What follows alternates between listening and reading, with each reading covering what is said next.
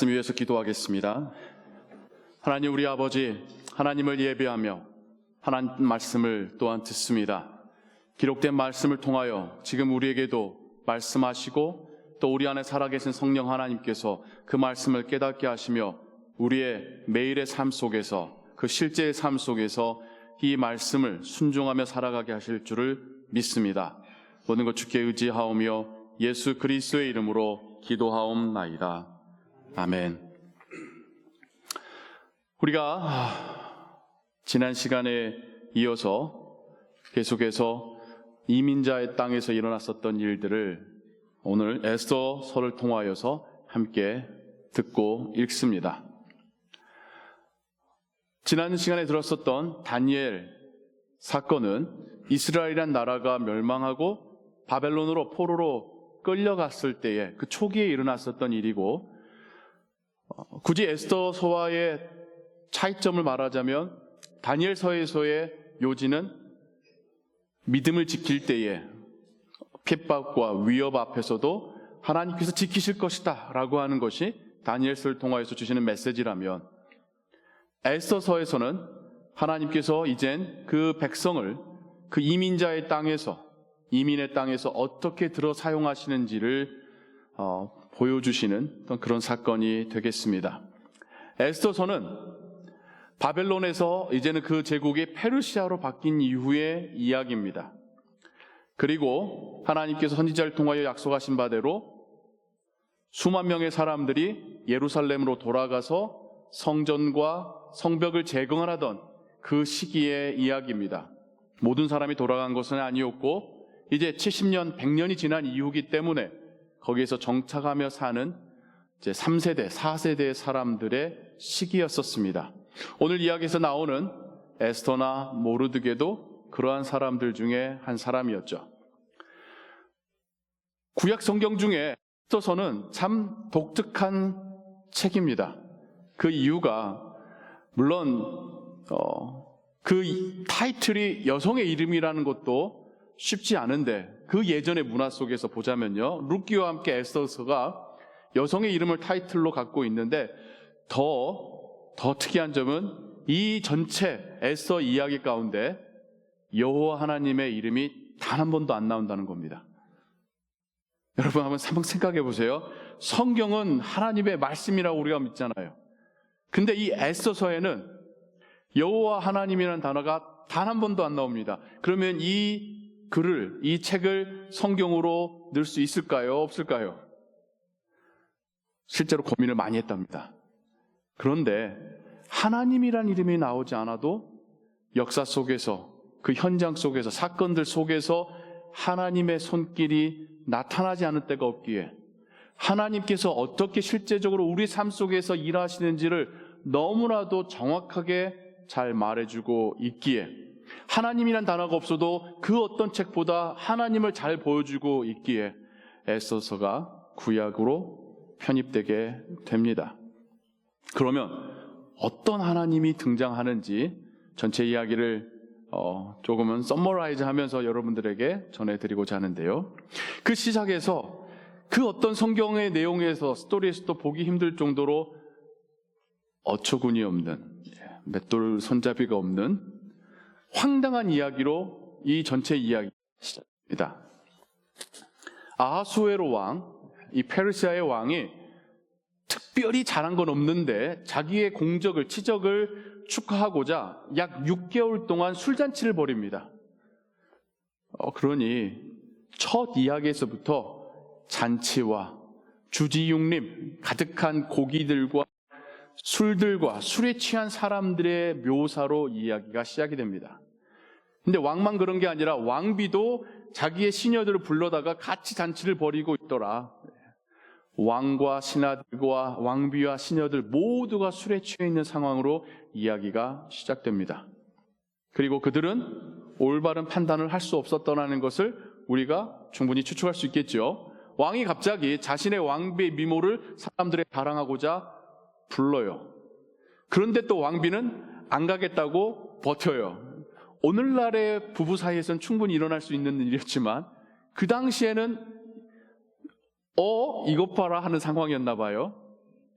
그런데 그럼에도 불구하고 넘어갈 수 있잖아요.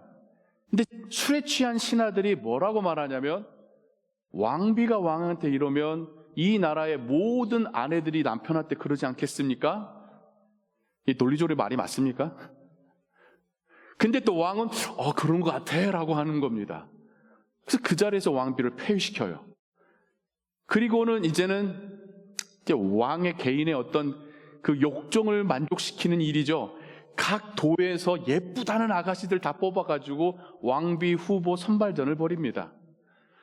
이게 먹고 마시고 취하고 성적으로, 하나님은 이 세상이 이렇게 취해 있다는 것을 단적으로 이 스토리를 통해서 보여주고 계십니다. 사람들이 술에만이 아니라 자신의 권력에 취해서 바른 판단을 내리지 못하고 있는 상황을 이렇게 희화적으로, 조소적으로 우리에게 보여주시며 이야기가 시작됩니다.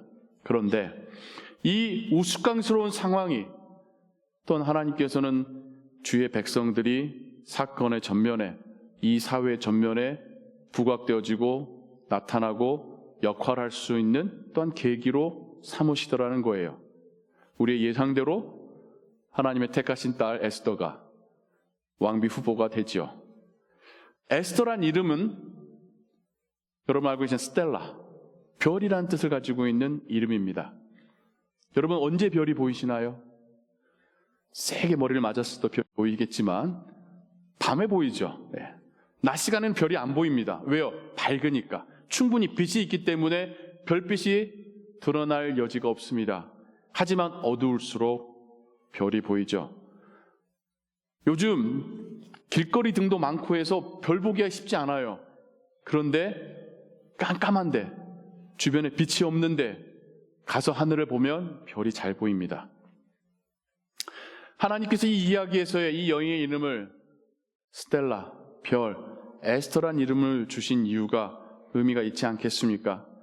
그 시대 가운데 그 땅에 살고 있는 이들에게 아마 지금의 상황이 깜깜한 밤중일 것 같을 것입니다.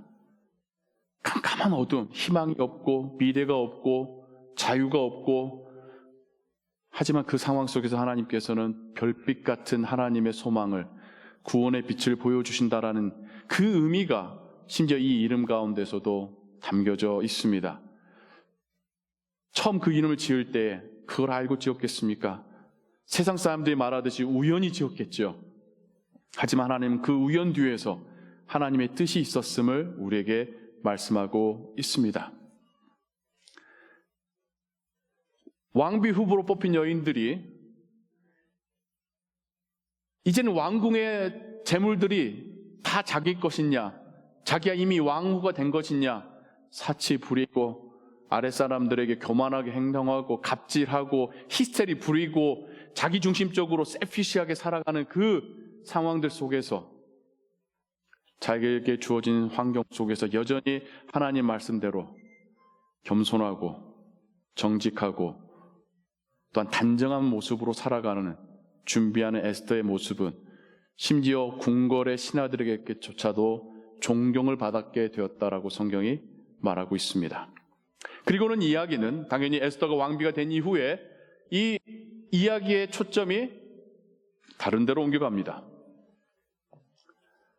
하나님께서는 모르드기라는 사람을 보게 하시는데, 모르드기의 역할이 궁궐의 문지기였대요.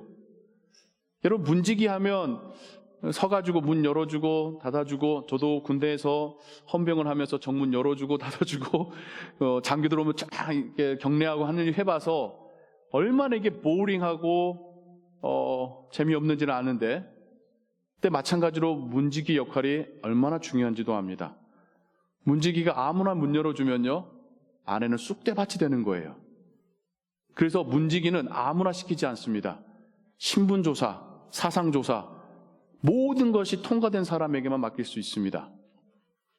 굳이 여러분, 우리가 피부로 와닿을 수 있는 직업 중에 이민국 검사하는, 인터뷰하는 직원 한번 생각해 보세요. 지금이야 이제 당당하게 서시겠지만, 우리 처음에 이민 올 때 영어 잘 못 알아들어가지고 잘못 대답하면 어떻게 됩니까? 13시간 날라온 한국으로 다시 13시간 날아가야 되잖아요. 한국 사람만이 아니라 그 어느 나라에서도 이민국 직원 앞에 서면 다 긴장감에 떱니다. 그런데 이민국 직원도 아니고 백악관 정문 지키는 문직이라고 생각해 보세요. 이민자로서 모르드게가 굉장히 높은 직급까지 올라갔었음을 우리가 예측하게 됩니다. 그런데 그가 2명의 내시가 왕을 살해할 계획을 갖고 있다는 소식을 듣게 됩니다. 그는 자신의 직에 충실합니다. 왕에게 알려야죠. 왕을 보호해야죠. 이 왕을 자기의 개인적으로 이 사람은 역사 속에 사라져야 돼, 그럴 가치가 있어 없어 판단하는 게 아니라 나는 지키는 직업이고 들었으니 보고한다. 왜 보고하는데? 자신의 이름을 보고하면 자기가 상을 받겠지만 자신이 딸처럼 보호하고 아끼는 에스더에게 알리며 에스더의 이름으로 보고하게 하죠. 근데 또 에스더도 자신의 사촌 오빠, 물론 나이 차이는 아버지와 딸처럼 큰 나이가 차는 그 모르드게의 이름으로 왕에게 알려서 왕이 위험을 모면하게 합니다. 그런 사건이 다시 지나가 버려요. 그리고는 이야기는 다시 하만이라는 사람에게 초점을 맞춥니다. 계속 이제 등장인물이 나타나고 있죠. 하만에 대해 성경은 소개하기를 아각 사람이라고 합니다. 아각이란 이름은 아말렉 족속의 왕의 이름이었습니다. 아말렉 족속은 출애굽 때에 비무장한 이스라엘 사람들을 쳐들어와서 빼앗고 부녀를 강간하고 어린아이를 학살하고 납치해 갔었던 이들입니다. 하나님이 분노하여서 내가 그들을 이 땅 가운데 남겨두지 아니하리라 선언하셨던 이들입니다. 여호수아를 통하여 그들을 싸우게끔 하셨을 뿐만 아니라 후에는 사울 왕을 보내셔서 그들을 진멸하라 명령하셨던 그 족속입니다. 근데 사울 왕이 하나님께 불순종함으로 살려두지요, 남겨두지요. 아각 왕을 몇몇 사람들을 남겨둡니다. 그리고 그 후손이 나중에 이스라엘 민족과 함께 바벨론으로 포로로 끌려갔고, 그 후손 중에 한 사람이 그 상황 속에서도 높은 직위까지 올라간 거예요. 모르드게보다 더 높이 올라가서 왕의 총애를 받는 자리까지도 올라가게 됩니다. 그래서 심지어 왕이 자기 이외에는 다른 모든 신하들이 이 하만에게는 고개를 숙이고 절하라 명령할 정도였으니 하만의 위치가 얼마나 높았을지가 상상이 되지요. 그리고 하만도 얼마나 교만했을지가 우리가 예측이 됩니다. 그 하만이 궁궐에서 이제 퇴청해서 집으로 가려는데 모든 사람들이 자기를 무서워하며 고개를 숙이는데 단 한 사람, 누구요? 모르드게만큼은 고개를 숙이지 않습니다. 물론 문지기가 함부로 고개 숙여서도 안 돼요. 문지기는 계속 고개를 들고 주시 경계를 해야 되기도 하지만 모르드게 입장에서는 여호와 하나님이 아닌 이에게 고개를 숙이고 절하는 것도, 심지어 하나님께서 진멸하라 명령하셨던 아말렉 족속에게 절하는 것은 더더욱 있을 수 없는 일이라 버텼던 것이고, 이것이 하만의 마음을 짜증나게 만듭니다. 여러분, 겸손한 사람과 교만한 사람 중에 누가 더 화를 잘 낼까요? 당연한 거죠. 겸손한 사람은요, 이 인사이드 마음이 웬만한 걸 충격을 받아낼 수 있는 이 부드러움이 있어요. 근데 교만한 사람일수록 경직이 되어 있기 때문에 조금만 충격이 와도 쉽게 스크래치가 나고 화가 나고 못 견뎌합니다. 뭐 자신도 그렇게 돌아보긴 합니다만, 여러분, 쉽게 화낼 때는 내 마음이 영적인 상태가 굳어있는 건 아닐까 생각해 보셔야 해요. 하만이 화를 내고 열을 내는데 어느 정도냐면 모르드게만 죽이는 것이 시원찮아가지고 모르드게의 모든 민족을 다 죽일 계획을 세웁니다. 왕에게 찾아가서 거짓말하는 거예요. 이 한 민족이 있는데 왕의 명령 안 듣습니다. 얘들은 다 죽이는 게 왕에게 도움이 될 것 같은데 필요한 비용 제가 다 댈게요. 술에 취해 있고 정상적인 판단 못하는 왕은 그래 그렇게 해. 이야기가 그렇게 흘러갑니다. 그 소식을 듣는 모르드게는 통곡하며 하나님 앞에 기도하죠. 그 소식이 에스더에게 들리나 에스더도 할 수 있는 게 없습니다. 왕이 자신을 부르지 않은 지가 한참 지났으니까요. 왕은 에스더 말고도 만나고 즐길 여자가 너무 많으니까요. 술 취해 있는 왕은 여전히 정사를 올바르게 보지 않고 있기 때문에요. 하지만 모르드게가 에스더에게 믿음의 현실을 말해주지요. 하나님은 너 아니고도 우리를 구원하실 거야.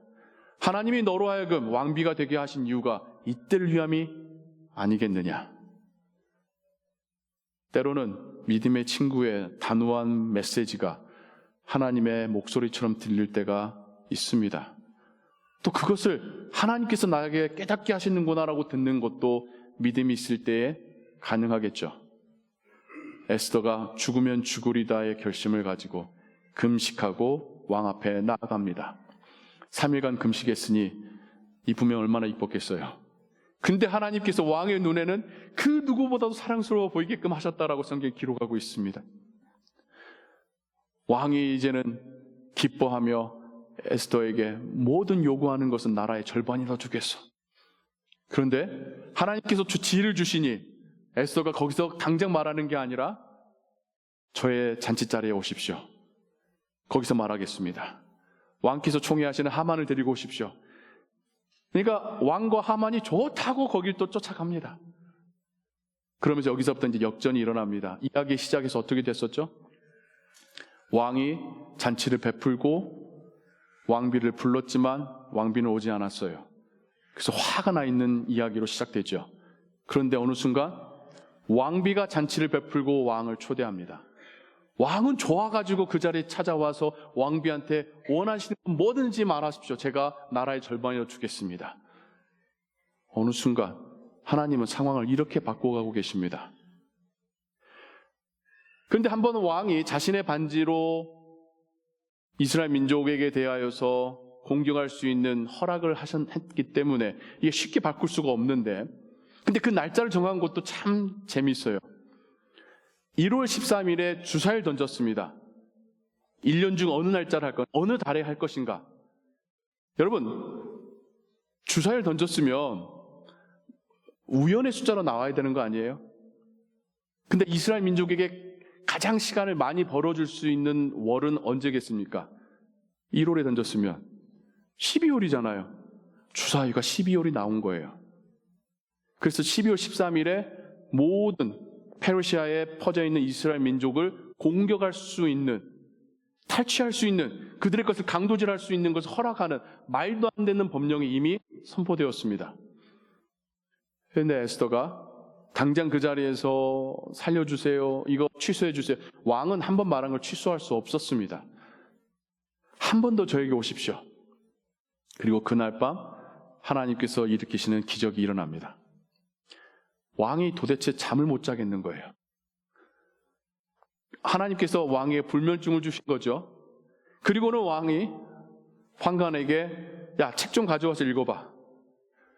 책을 읽다 보면 잠이 올 거라 생각해서. 근데 그 환관이 하필 집은 책이 역사책이고 하필 펴서 읽은 부분이 그 예전에 왕이 이러한 반역, 암살의 위험이 있었으나 어떤 이가 고발해서 위험으로서 벗어난 사건이 적혀진 부분을 읽게 된 거예요.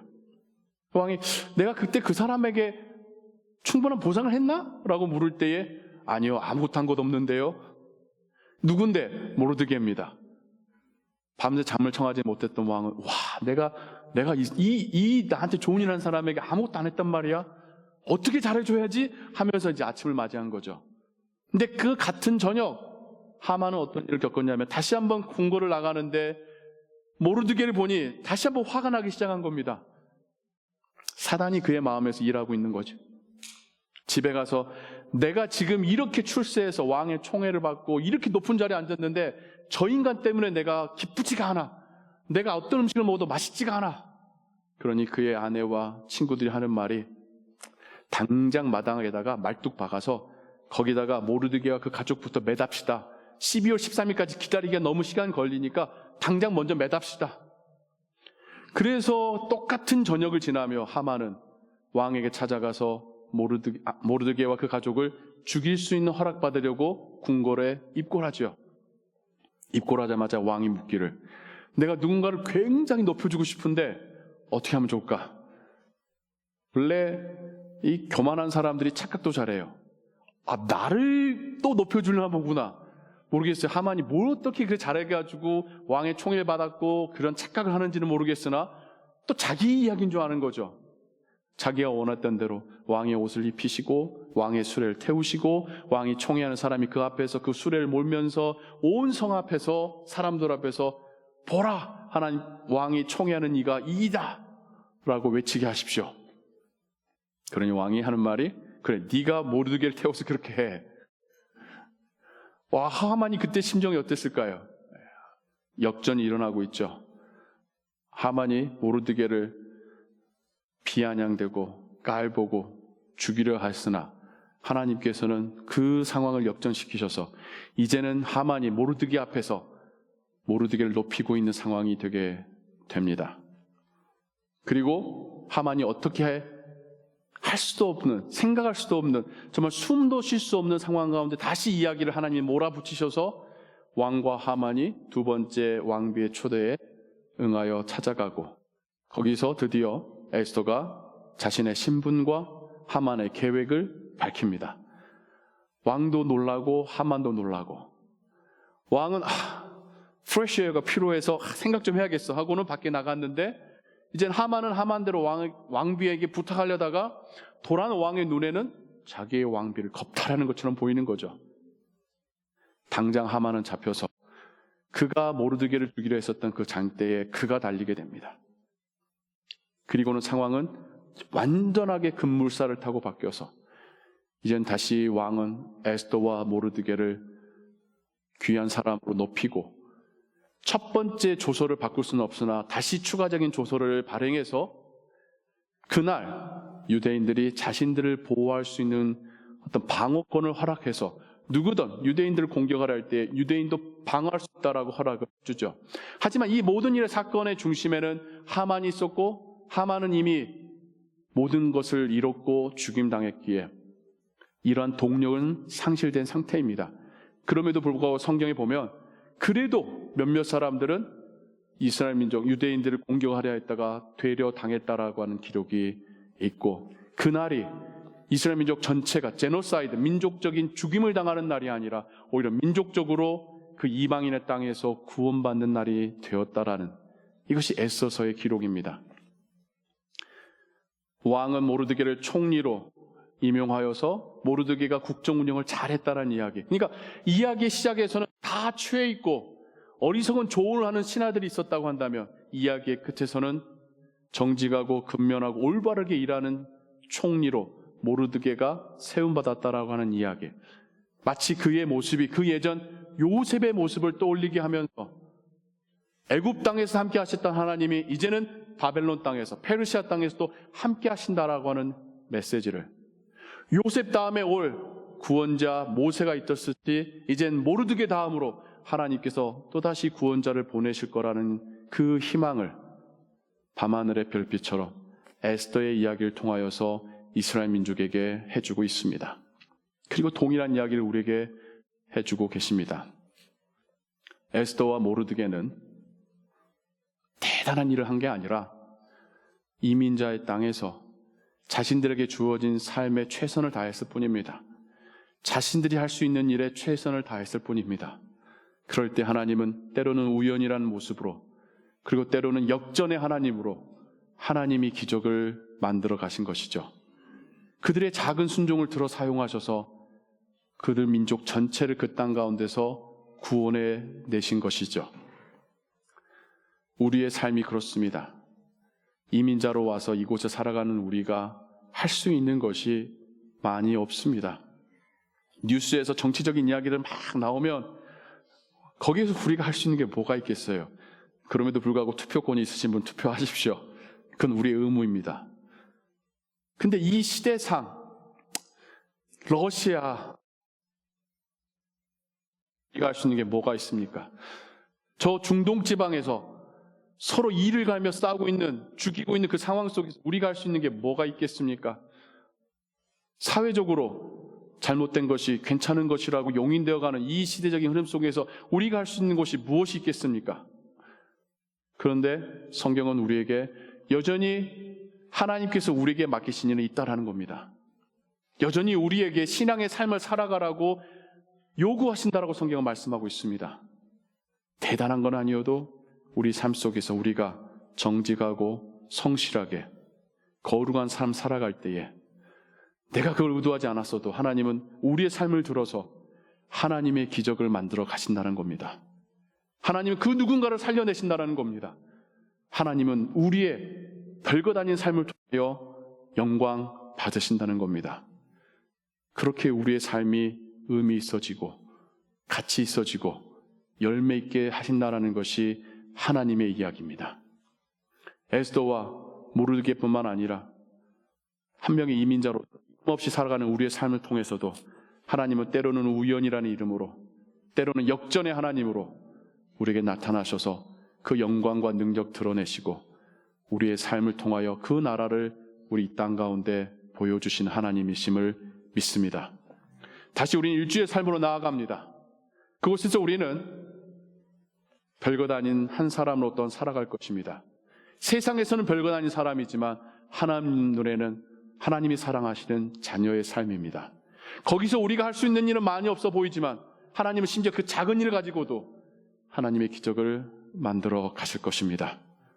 하나님을 의지하시고 하나님을 소망하시고 하나님으로 인해 기뻐하며 살아가시는 우리의 삶 되기를 주님의 이름으로 축원합니다. 기도하겠습니다.